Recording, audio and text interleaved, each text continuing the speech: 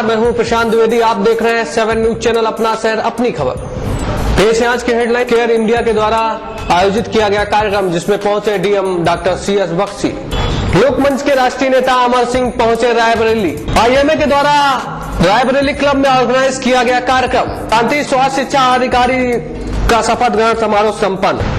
Care India के द्वारा आज एक कार्यक्रम का आयोजन स्थानीय रायबरेली क्लब में किया गया जिसमें बतौर मुख्य अतिथि के रूप में पहुंचे थे डीएम डॉक्टर CS बख्शी। उन्होंने केयर इंडिया की काफी बड़ाई की और कहा कि केयर इंडिया के द्वारा जो कार्य किया जा रहा है वह है काफी सराहनीय। इस मौके पर CMO गोपाल जी कुमारिया भी थे मौजूद और उन्होंने भी संबोधित करते हुए केयर की तारीफ की।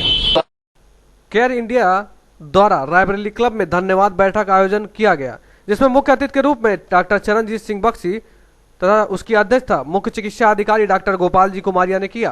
कार्यक्रम का उद्घाटन डीएम डॉक्टर बख्शी के द्वारा किया गया है। उन्होंने कहा कि केयर ने जो काम किया है वह वाकई में सराहनीय है तथा स्वास्थ्य तथा बाल विकास परियोजना विभाग से अपेक्षा है कि प्रगति को बनाए रखेंगे तथा उससे गुणात्मक सुधार देंगे। इस मौके पर CMO डॉक्टर गोपाल जी कुमारिया ने बताया कि केयर के द्वारा जो काम किया गया है वह काफी अच्छा है, जैसे कि ग्रामीण स्वास्थ्य एवं पोषण दिवस, सेक्टर बैठक, गृह भ्रमण तथा समीक्षा टूर का प्रयोग है। रायबरेली जनपद में केयर ने बहुत ही अच्छा काम किया है जो क्षेत्र भ्रमण में दिखता है।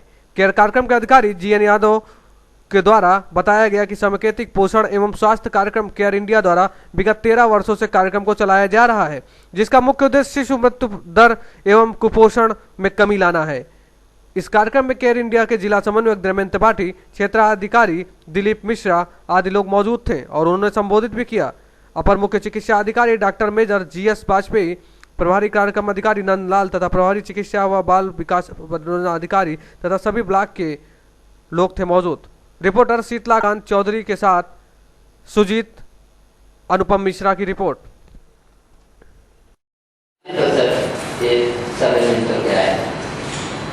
इसका एक मेन रीजन रहा है कि हमारे जो केयर का जो कार्यक्रम जो सिलोई के हैं और तो ये आज का जैसे बताया कि इनका ये कार्यकाल समाप्त हो रहा 2010 सितंबर तक है और आज आप शायद इसका एक स्नैपशॉट ले लेंगे क्या क्या हमने कार्रवाई की और फिर इस शो के माध्यम से भी आपने बताया अपने एक्सपीरियंसेस को।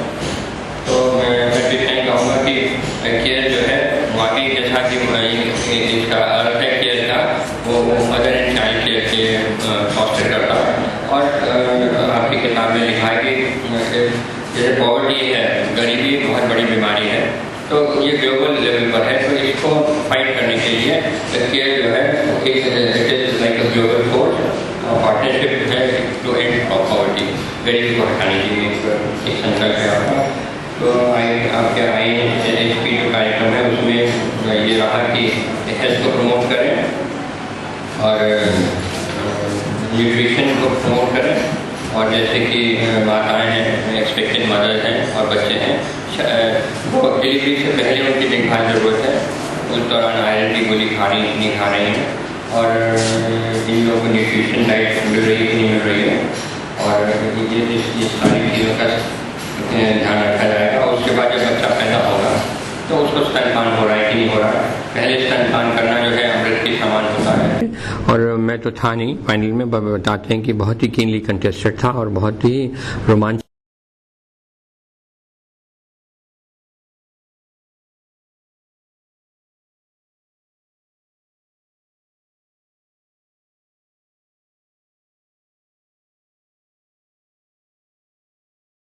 तो ये सब पूरे शहर के में तो इंटरेस्ट लेंगे तभी सुधरेगा और विशेषकर ये इंटरेस्ट लेंगे तभी सुधरेगा। मैं बार बार यहाँ तक कहूँगा।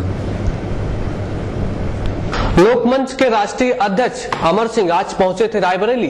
रायबरेली पहुंचते ही उनका कैनाल रोड में युवा नेता मोहन सिंह के द्वारा भव्य स्वागत किया गया। उसके बाद वह दंगल प्रतियोगिता में सरेनी के एक गांव पहुंचे और उन्होंने दंगल की तारीफ के पुल भी बांधे और उन्होंने कहा कि समाजवादी पार्टी से उन्हें निकाला गया है। लोकमंच पार्टी के राष्ट्रीय अध्यक्ष अमर सिंह आज पहुंचे थे रायबरेली। वो रायबरेली के लालगंज में एक कार्यक्रम में भाग लेने के लिए पहुंचे थे। आज उनका रास्ते में किया गया भव्य स्वागत। इस मौके पर युवा नेता मोहन सिंह ने अपने हजारों समर्थकों के साथ में उनका गर्मजोशी के साथ स्वागत किया। स्थानीय कैनाल रोड पे श्री अमर सिंह का स्वागत कार्यक्रम किया गया, जिसमें लोगों ने उनके फूल मालाओं से लाद दिया। अमर सिंह का कहना था कि पार्टी के नेताओं की माने तो सपा ने मुझे निष्कासित किया गया है। मैंने पार्टी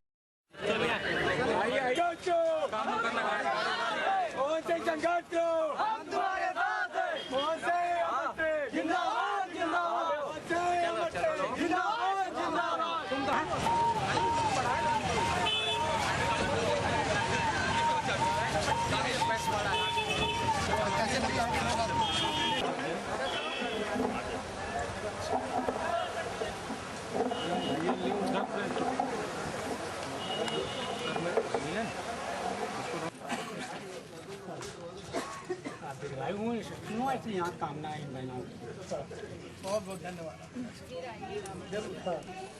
जब तक आप जिंदा है सब लोग हम आपको वो दंगल सांस्कृतिक विषमता का भी दंगल है। अगर शैक्षणिक विषमता दूर होगी, ऐसी शिक्षा गांव और शहर के बच्चों की मिलेगी, तो कलेक्टर और IAS IPS सिर्फ बड़ा क्या सत्यता हम लोग जैसे मानते हैं। मैं कांग्रेस की प्रशंसा नहीं कर रहा था, यह आरोप गलत है। मैं सच कह रहा था। यह कटु सच है कि 14 साल तक जिस दल की सेवा करते करते मैंने अपने दोनों गुर्दे दे दिए, 7 हीमोग्लोबिन, 13 क्रेटिनिन और 7 पोटेशियम पर तपती धूप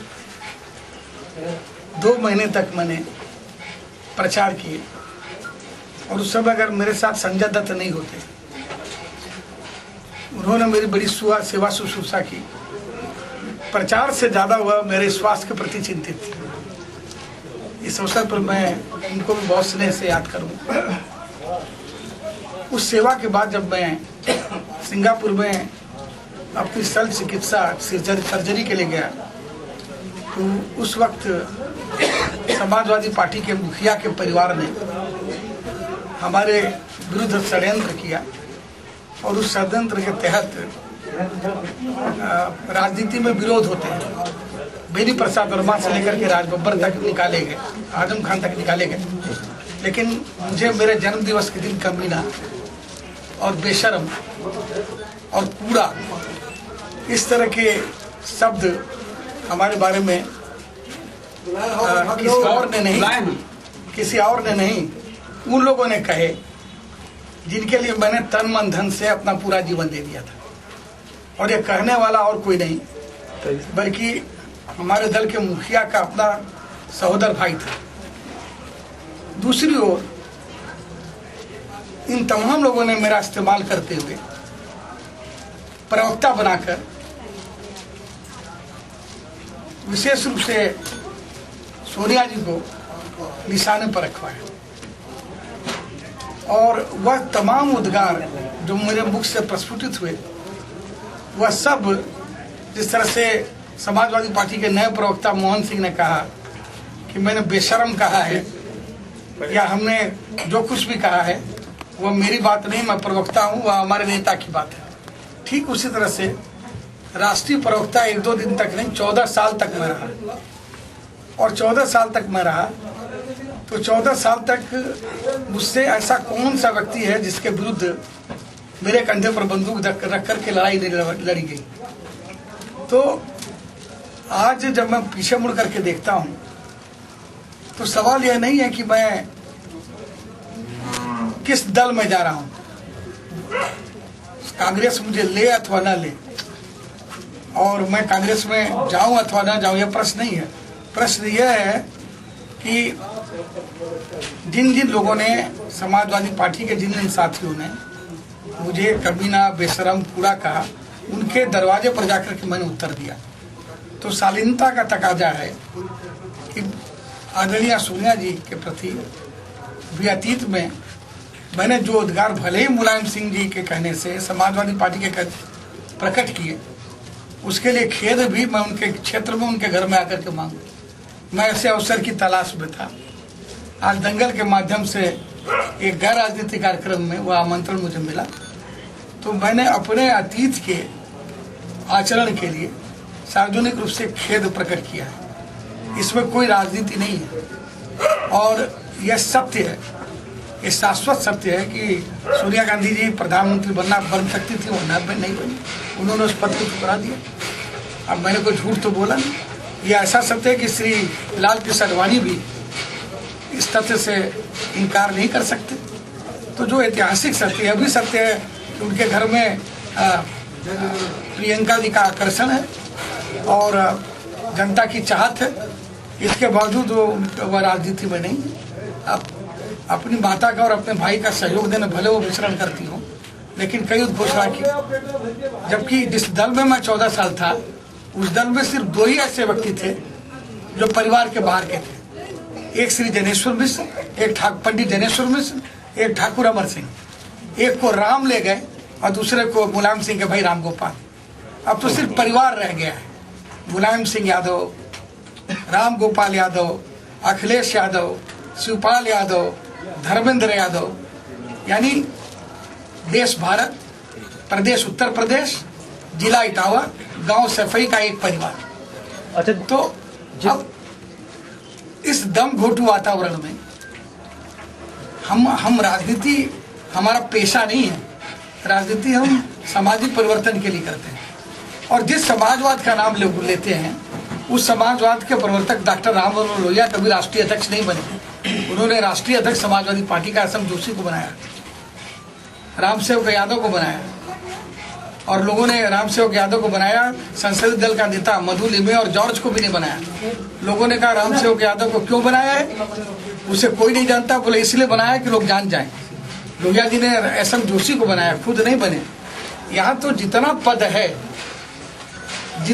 है, राष्ट्रीय अध्यक्ष स्वयं, महासचिव मेरा भाई राम गोपाल, प्रदेश का अध्यक्ष मेरा बेटा अखिलेश, नेता प्रतिपक्ष मेरा सगा सहोदर भाई शिवपाल, युवा प्रभारी मेरा और सभी सांसद। तो मैंने अपनी गलती मानी कि भाई क्षत्रिय हूँ, रघुकुल रीति सदा चली आई, प्राण जाए पर वचन न जाई। मैंने वचन दिया था कि जीवन पर्यंत मुलायम सिंह के साथ रहूंगा। अंदर विरोध करता था। ये कौन सा युग है कि खेत में ट्रैक्टर नहीं चलेगा? ये कौन सा युग है कि आपका लड़का ऑस्ट्रेलिया पढ़ेगा, आपका लड़का दूसरा बेटा भतीजा इंग्लैंड पढ़ेंगे, आपके अखिलेश के बच्चे लालौटो जाएंगे, वह हेना मंटेरा का खेल खेलेंगे जो अमेरिका की आइडल है, और जो गरीब यादव का बच्चा है उसे आप अंग्रेजी पढ़ने से मना करेंगे। और अगर वो कोई नौकरी लेने जाएगा तो बीए की डिग्री होगी, एमए की डिग्री होगी, उसे चपरासी की नौकरी मिलेगी। वह साहब की फाइट होएगा और रात में नरीमन पॉइंट के किनारे बेम साहब का कुत्ता टहलाएगा। तो इसलिए हमने एक नारा दिया, पढ़ो लिखो और बड़े बनो। पूरे पूर्वी उत्तर प्रदेश को अलग राज्य बनाने के लिए, बुंदेलखंड को अलग राज्य बनाने के लिए, ताकि विकास हो, हम आंदोलन करेंगे। और आने वाले दिनों में हम पूर्वांचल के हर गांव को चयनित करके कंप्यूटर का वितरण करेंगे और अपने खर्चे पर एक अंग्रेजी अध्यापक नियुक्त करेंगे, ताकि हम उन पुरानी गलतियों का प्रायश्चित कर सकें। ताकि, और सबसे बड़ी बात यह है कि चाहे माओवाद की समस्या हो, वो समस्या गैर बराबरी से है। और गैर बराबरी इसलिए होता है कि समान अवसर नहीं मिलते। आज रायबरेली, अमेठी, आजमगढ़, गाजीपुर के बच्चों को शिक्षा की वह सुविधाएं नहीं मिलती जो आईआईटी खड़गपुर में है या कानपुर में। आईएमए के द्वारा एक कार्यक्रम का आयोजन स्थानीय रायबरेली क्लब में किया गया, जिसमें उन्होंने जागरूकता फैलाने की कही बात। हम बता दें आपको कि आईएमए के द्वारा समय समय पर विशेष कार्यक्रमों का आयोजन किया जाता है, जिसमें जागरूकता फैलाने का काम भी किया जाता है और लोगों को किया जाता है उत्साहित।